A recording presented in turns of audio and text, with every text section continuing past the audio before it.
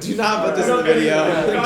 Cut. Would you like walk into your apartment and you just see a piece of toast sitting there? Would you just be like, oh, I don't know how that got there, but I'm gonna eat it. You know? Yeah, I'd be like, Muma. I'll be a toast. I'll be a toast. I'll be Muma, is that you? Toast. I'll be a toast. I'll be one toast. I am one toast.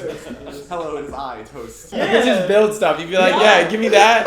And then they got like a crane. You're like, no. Nah, bro, I'll put this one here. This is Muma. I play main tank. For the Houston Outlaws.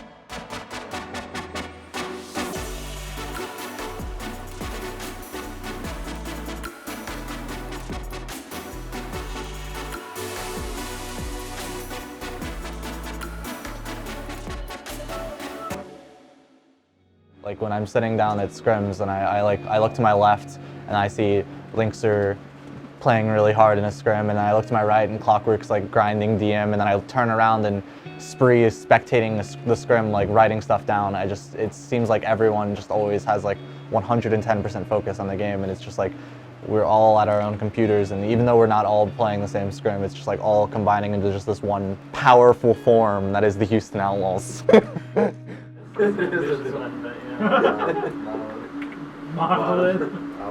It doesn't matter if we get stomped for like a week. We can get stomped for a whole week as long as we like by the end of the week we know what we're doing. Honestly, I don't think we should like just create our own meta.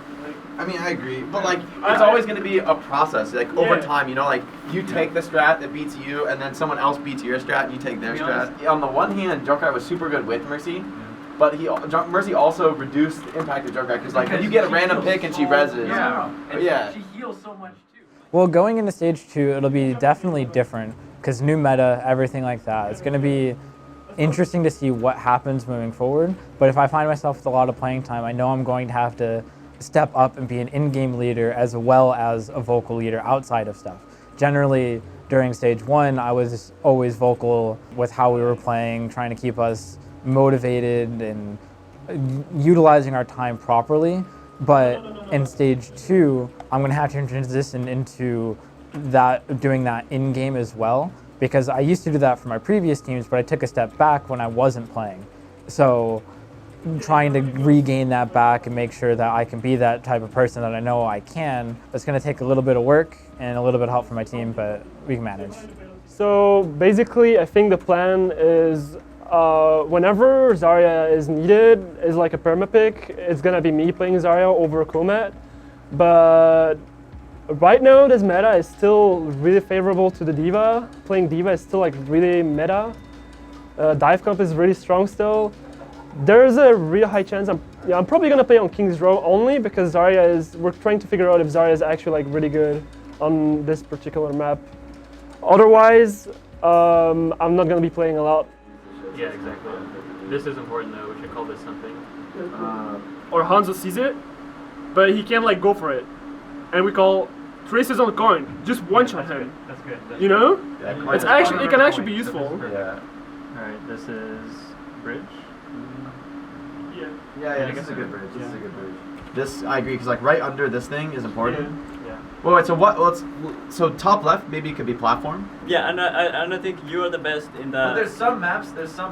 Just do whatever today. We should take it like lightly. You know what I mean? No, that's the thing. When we script today, we should be 100% like having fun, trying crazy shit. Like that's actually how you figure out the new meta. Yeah. I'm not switching off for Reinhardt unless I go Roadhog. I'm no longer a Winston player. I've never played Winston before, ever. This is the first time that this group of individuals that are like the Outlaws had to really face a new meta and like changes in the game. We all came into this team like during this meta, and this is like what we all already had an understanding of like how to play the game. But with this new meta, I'm just thankful that when we put this team together, everyone has like the same mentality. So we're all like going into scrims. We're not really worried about winning or losing. It's just a matter of like, let's talk and theory craft and decide what heroes we think are good where, and then just execute in scrims and see what we can do.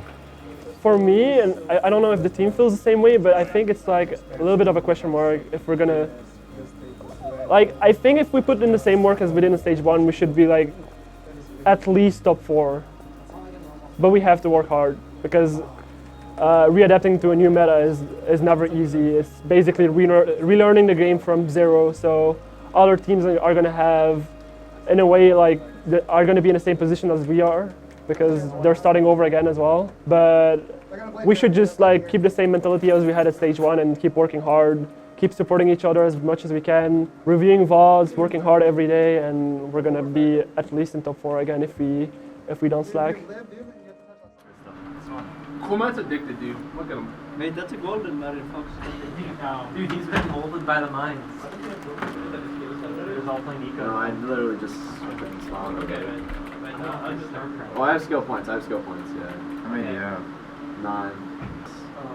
Yeah, finish the tutorial. You're gonna have to claim some land. I can give you some. You have to earn your spot. If you don't earn your spot and earn your playtime, someone that actually earned it is going to take it from you. The thing is every single person on every single team wants to play as much as possible. But also, they're not going to jeopardize their team in any way, or at least they shouldn't. I'm not going to force myself in a spot that is bad for the team. I'm not going to try and make the team worse just so that I can play. I think that's a terrible mindset to have, because I value success long-term and as a team more than individual success. People around here, they see me like working hard, trying hard, and it also like basically motivates everyone else. So we like basically motivate each other, which is like really good. And seeing my team like doing really well and playing really well like also like gives me extra motivation to like even try harder and try to like show myself, prove myself that I'm also like a really fundamental part of the team and that I can like play on stage and perform well. The time you're gonna spend is always gonna be worth, no matter what. So you gotta think like positively instead of the other way around. If you think the other way around, yeah, you're gonna get demotivated and you're not gonna improve. So you always gotta like keep your mind positive. Always think hard work pays off no matter what. So you gotta like keep working hard until you get the result and be happy with yourself. That's sick, dude. Oh my god. It's a speech jammer. Dude. Yeah. Just talk. Turns out we're all in the same room. So on guards, I think it's actually a really good triple tank map. I'm so good! I'm so good! I can't. Yuri, you turn the f around. Spree, Boink, and Mindo, while we might not see them a lot on stage, they've actually been playing a huge part in our success as a team. In our Discord, we have a feedback channel for where the coaches post feedback and then the players post feedback, and it really helps better the not only the team as a whole, but also the role that they mirror specifically, which is it's a big reason that I'm excited to be working with FAC now, because before I didn't have like a main tank to really push me to become a better player or really help me learn, other than Mezer obviously, who's been great, but actually having someone who could like potentially be playing on stage instead of myself, which is something I haven't had to experience yet, is really gonna, I think, push me just to become a better player. Fact Fiction was a FaZe player who played with FaZe for an extremely long time. During Contenders Season 1, he placed second above my team.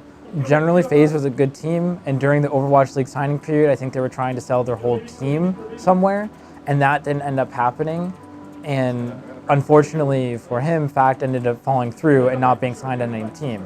Skill level wise, I think he was the second best main tank in NA, right behind Muma. So it just made sense going forward that we've seen what we need in terms of subs and how subs can kind of affect the team, how you go from playing with one person and then they get sick and you have to transition into either a different roster, a different lineup. And we noticed we had a hole at the tank position that we would have to utilize Spree on main tank if Muma ever got sick. And we found that was probably not the ideal situation. So we decided to go with Fact, who was, like I said, he was the second best main tank in NA. He has previous team experience with both Raucus and Spree. And everyone on this team respects him. He played with Team USA with Jake.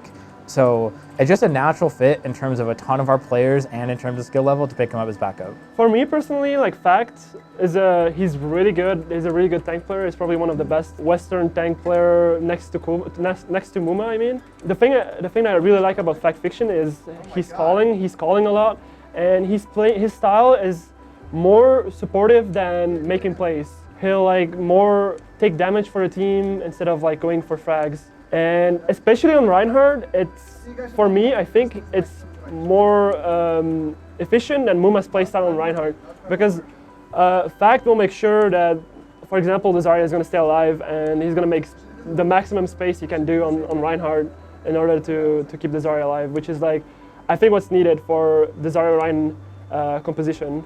So that's what I really like about Fact. He's a good friend, and we go along well with him. And I know his intentions. Like he's like us. He's like really motivated. He wants to become the best player. That's all that matters to him. He wants to be the best team. So he's a really good fit in general. All right. We're touring Texas. Tour. We're getting on a bus. We're bussing between like Houston. Are we flying to Dallas or something? Yeah.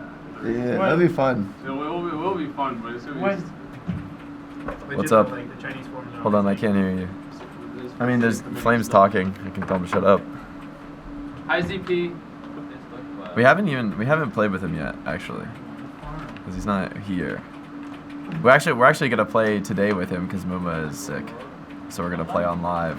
But he's still yeah, exactly. He's still on the East Coast, and we've been. I think the signing of Fact is interesting. I have been wanting to have another main tank on the roster for a very long time. Well, basically since the beginning. Like before this team we were even announced, I was like, hey, it's probably best to have like the big rosters are probably something that everyone should take advantage of, because I mean I did have to play through preseason sick, so having like that backup in case something bad happens is really beneficial for me.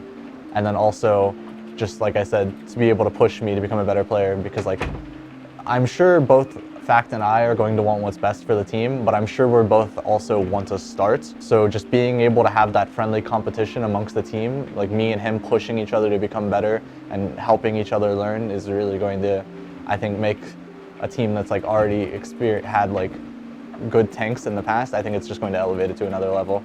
Every player on our team respects each other, and they respect each other's skills and what they're good at, and no one's afraid to say, yes, I think this person might be better utilized here than me because you're having me play these heroes. Meanwhile, this other player is so much better at those. I think he would fit more if we can utilize him there. I think no one's afraid to say that. So while everyone knows their own role, I think it's more so that everyone knows each other's role and is willing to sacrifice some of their playtime to better the team. I mean, I'm sure there will be like, I wouldn't say tension, I would just call it like a friendly rivalry. Yeah, I want to start, I'm sure he wants to start, but at the end of the day, if he is playing better than me and it would give our team a better chance of winning, I will happily ride that bench. I'm ready. You charge? Oh my god. Did I kill him with that? I'm literally just perma capping. I want to keep spelling here until I get round. I want to get round here. I jumped on him and almost killed him. I killed the Tracer. Okay. Yeah, I guess I did. I got Moira. No. The threat of Widow means that you just, like, normally what you do is you just instantly get off Soldier when they go Widow. And you go. Our team's going to have some weaknesses. Every team's going to have some weaknesses at the beginning. It's more about choosing what your strengths are and going with that and making sure that you can utilize those strengths so that they cover your weaknesses. You'll see a lot of teams run certain type of compositions more than others because they favor those, or it favors their players and they can pick comfort heroes.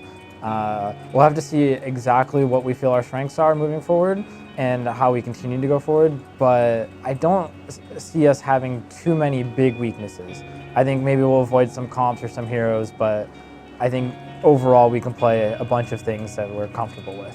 Expectations for stage 2, 20 environmental kills at least by me. I think 20 is a good number, right? It's pretty good, like it's respectable. It's respectable. Besides that, I think we're gonna do really well. Just gotta figure some things out, move forward, and hit it strong. Cool. Thanks, man. That's it. Yeah.